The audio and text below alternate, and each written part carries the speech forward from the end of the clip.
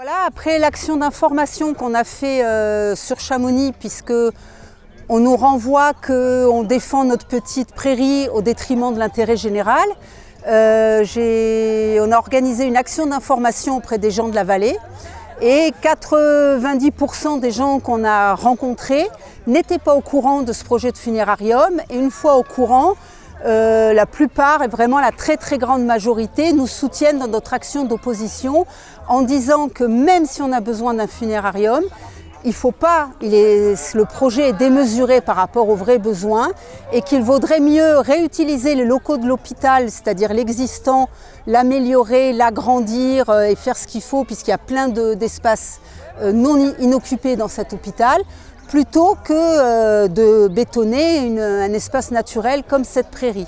Donc nous, nos arguments, c'est toujours les mêmes.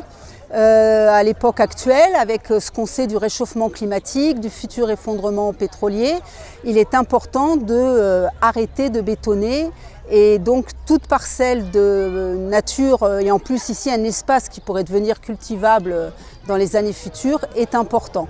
Donc ici, on ne défend pas juste un petit espace convivial du quartier, ça va au-delà de ça.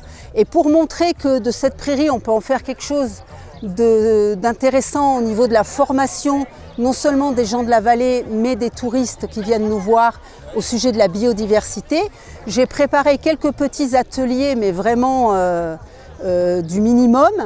Mais déjà, il y a plein d'enfants qui s'intéressent, qui sont à la recherche des petites bêtes de la prairie, des adultes qui s'amusent à reconnaître les différents types de fleurs de la prairie.